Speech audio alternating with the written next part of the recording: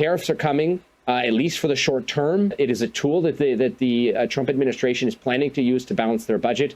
We've got disaster headed for Canada. Welcome back to Moose on Loose. My name's David, and today's top stories. We've got reports saying Donald Trump is going to put these tariffs on regardless, despite Justin Trudeau going to Mar-a-Lago and pleading to Donald Trump, begging him not to put tariffs on Canada. We got Jordan Peterson absolutely ripping Justin Trudeau a new one on American television, as well as Pierre Poilievre making some statements about cutting foreign aid, increasing military spending, among other things. Let's jump into this. Starting off, we got Jordan Peterson here on Fox News. Just listen to what he says here about Trudeau.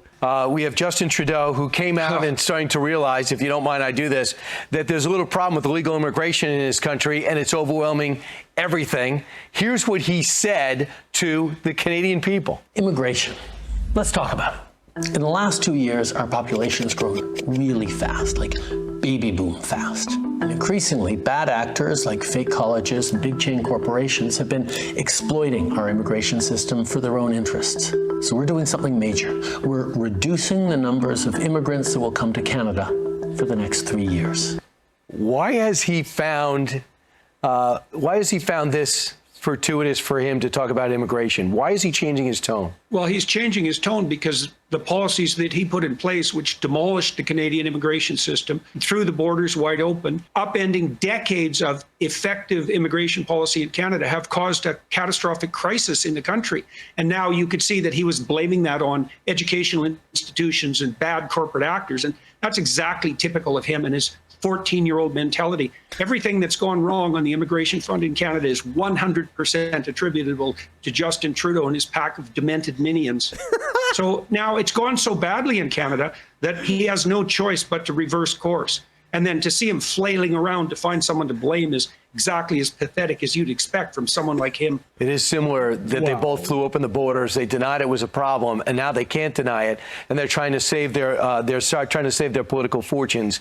Let's talk about your book now. Yeah, good luck. I know. I hear you. Wow, his demented pack of minions. There you go, folks, straight from Jordan Peterson. What's interesting about that clip of Trudeau is he says fake colleges and big chain corporations have been exploiting our immigration system for their own interests. Exploiting the immigration system for their own interests. It's funny because he's the one exploiting the system for his own interests, his own real estate development company. How many acres of land did old Papa Trudeau leave to you there, Justin?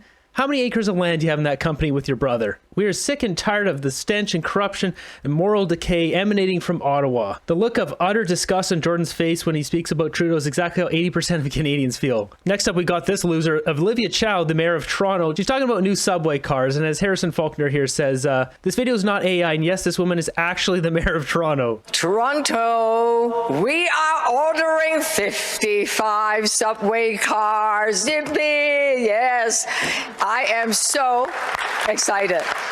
A lot of the riders have been saying, gee, the subway cars are old. Sometimes not the most reliable. Sometimes it's slowed down. Sometimes the tracks or the signals may not be working perfectly. Advanced train control. What's that? That means using GPS. Imagine that. Using GPS. Isn't it time that we use GPS? It's cringe every time she talks. Toronto deserves its fate. Next up, we got this promotional video by Anita Nand for herself. To ensure we have strong communities where people feel a sense of belonging and Okay, we're not going to listen anymore because this is ridiculous. But if we look in the comments here, you obviously don't care about your constituents because they're sending you a clear message to call an election. Update your resume. Oakville hates your guts. What a dump it's become with mass immigrants. Seriously, the tents tell it all. You won't be reelected yet. People are not too kind here in the comments, Anita. We got this one here posted by Melissa. It says, oh my God, Indian billionaire and 3 former executives of Quebec's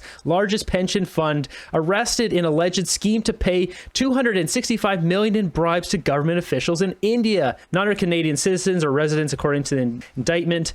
Huge story. I'll keep you updated on any developments on this. Next up, we got this Mayor Jeremy Levi posting this. He's a mayor of a town, I believe in Quebec, and he's saying, I've been inundated with aggressive messages from Anthony Housefather's supporter demanding I abandon my support for Pierre Poilievre and the Conservatives, arrogantly declaring that Mount Royal will never turn Conservative. Let me be perfectly clear. I will not be intimidated, silenced, or deterred. The tides of change are real, and Mount Royal is ready for bold new leadership. So Yeah, we're seeing neck and neck polling numbers here for Mount Royal. So next up, we got a couple photos here. Justin Trudeau and Donald Trump having dinner here. There's one. And we got this one here. If we look in the back, look at this guy. He's dropping the old moose ears. It looks like some kid in the background here. So what came from this? They talked about the border, hard candy, all of that stuff. But really, we've got this report here saying breaking news sources from Trudeau's delegation to Mar-a-Lago have leaked to the media that Trump's tariffs are unavoidable and the USA plans to balance the budget with these tariffs. Brace for impact. Administration's plan in the short term is to balance their federal budget using tariffs, and then after that, strike exemption deals on a country-by-country basis. So it really would appear, Renee, that in the short term, tariffs are coming. Whether or not definitively 25% will be the number, that is still, of course, unclear. But tariffs are coming, at least for the short term. It is a tool that the Trump administration is planning to use to balance their budget, and then will be willing to perhaps strike deal with countries after that.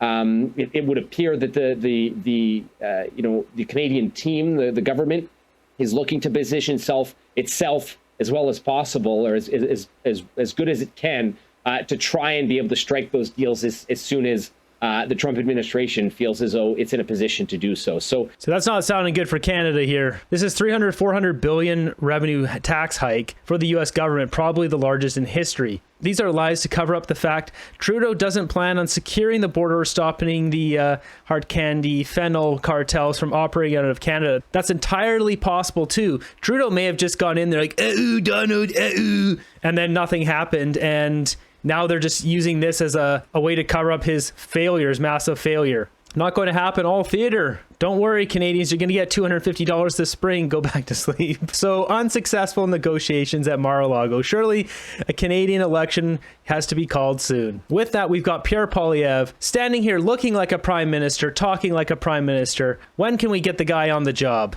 In this one, he's asked about refugees and the refugee situation, and he puts it out straight here, calling out all the illegal refugees we have in this country. Real refugees? I love real refugees. Our country was built in large part by real refugees who were genuinely fleeing danger, like my wife. But I have no time for people who lie to come into our country. And that is the problem we have to cut off. And when we do, we can get back to the normal levels of refugee counts that we had before Justin Trudeau, the numbers that we can absorb, care for, and employ. And that's what we will do when I'm Prime Minister.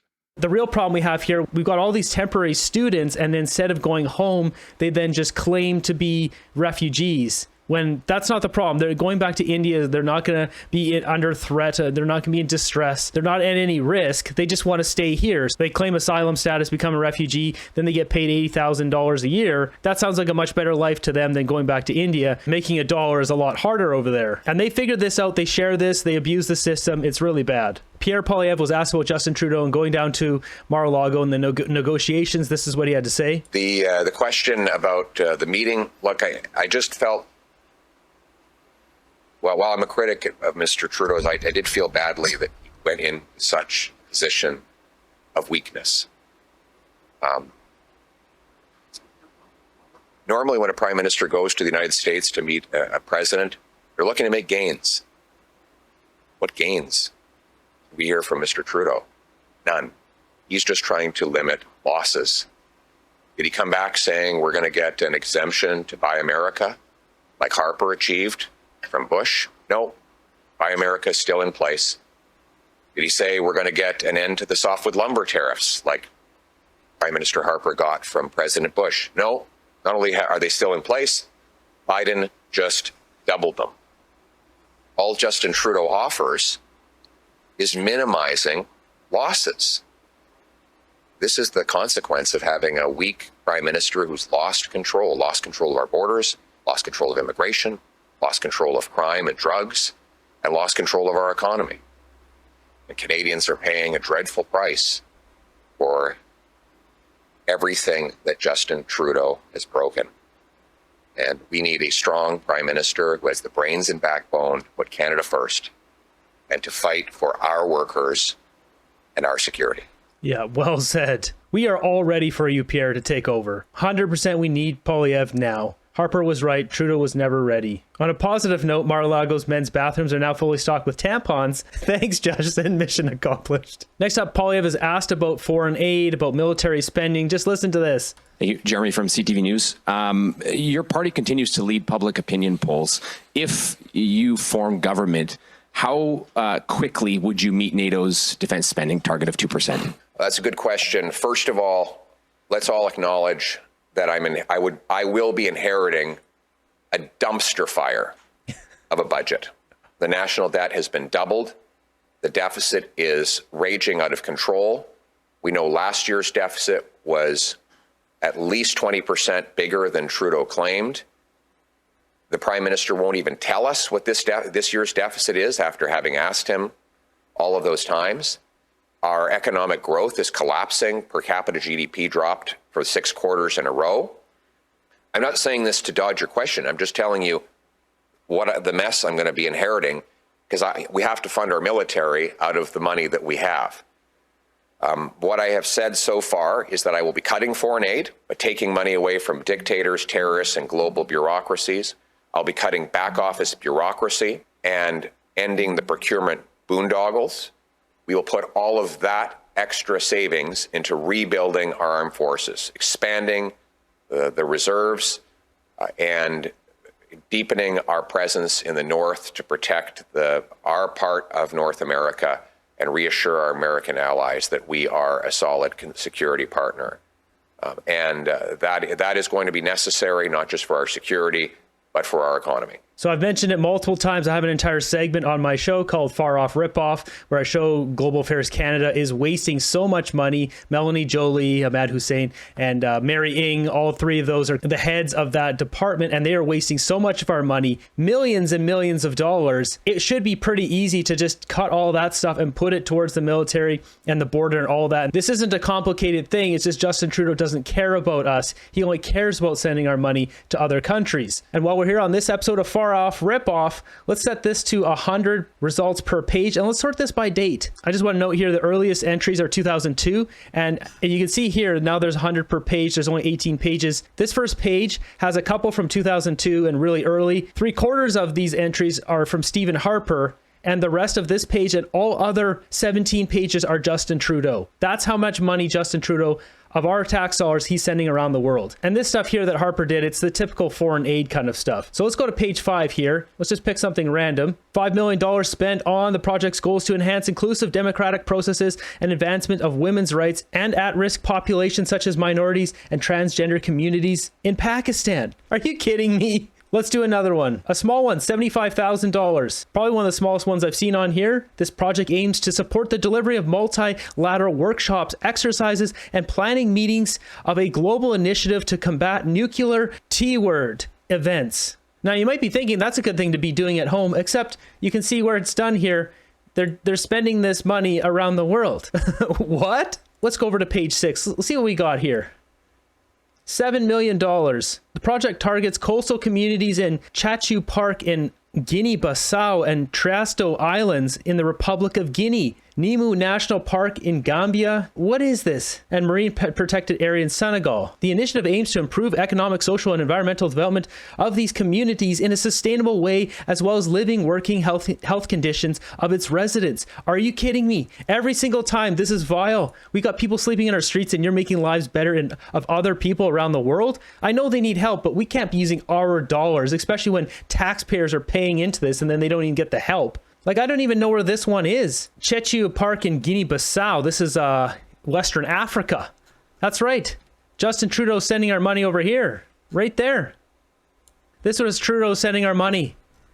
This place is so remote that Google Street doesn't even work. There's no photos of this place. There you go. Here's one photo of where Trudeau's sending our money. The fact I've been calling this out on my Far Off Ripoff segment there for 2 weeks now and seeing Poilievre cutting foreign aid, hats off. That's what we need. We need our money being spent in our country for once. In the comments here, someone has this listed. I'm not sure if these numbers are exactly right, but here's a bunch of listed numbers to a bunch of countries around the world. Kind of a smart move. The Liberals haven't been upfront with supplying anyone with accurate info. Safe bet saying we'll wait till we see the actual numbers. There's no way Poilievre can say how much money he's going to be spending into the military when Justin Trudeau won't even tell us what the numbers are in the government, how bad the deficit is. Next up, we got this one from conservative Bob Zimmer. Says Justin Trudeau and the Liberals bought new sleeping bags for the military, yet they're not suitable for typical Canadian winter or the Arctic. So he goes into Canadian Tire to find one and then price it out. A recent CBC article states, Canadian Army says new military sleeping bags not suitable for Canadian winter or the Arctic. Unbelievable. This NDP Liberal government just spent $34.8 million of your taxpayer dollars on sleeping bags that don't work in Canadian winters or the Arctic. Rob Hubert, an expert in Arctic military affairs, said, I wonder if they should have just gone to Canadian Tire. Well, folks, here we are. Let's go check it out. Hey, everybody, we're inside Canadian Tire. From the same CBC article earlier this fall, it stated that critical issues were discovered by soldiers related to the lack of warmth in the new sleeping bag. And these temperatures, these critical issues only came up on a deployment where it went from -5 to -20. Not even really the harshest conditions in the north or the Arctic. Well, here we are. We found a sleeping bag that's good and tested to -45 right here at Canadian Tire. The cost, $459. The Liberals found a way to spend $632.73 per sleeping bag for sleeping bags that don't even work. And they bought 55,000 of these things. And when DND was asked if the bags were weather tested, they wouldn't answer the question, which probably tells you they did it. These NDP Liberals reach new levels of incompetence every day. The real question with this is, what are those sleeping bags? As an avid hiker, backpacker, a guy who has a backpacking YouTube channel that I work on the side, what sleeping bags are those? Because the only ones they really should have been buying are Western Mountaineering sleeping bags, period. And I bet you if they bought 55,000, I don't know if they'd be able to put an order in that big from Western Mountaineering, but if they did, I'm sure they'd get a bulk deal. They would get a price similar to that $632 per bag. Those are the best on the market, period. Now we have to ask, is Justin Trudeau and the Liberals, whoever made this decision, do they have some sort of ties to that company? Does their friend own it? What sleeping bags did they buy? I would love to know. I'll post the comment right here. Hopefully Bob sees it. Can you find out what brand those sleeping bags are that they bought? So there you have it. Tariffs come into Canada. Will this be the nail in the coffin for our country? Did Justin Trudeau fail the negotiations? Probably. That's probably what happened. Media are covering for him. Who knows exactly? Poilievre has a huge mess to clean up here. Will he be able to clean it up is the next question. And what will come from the confidence motion that's being put in today? I'll update you on my next video here. It will be put forward today. They'll debate it. It'll be voted on tomorrow. And there's 3 of these, so stay tuned. Buckle up for the ride.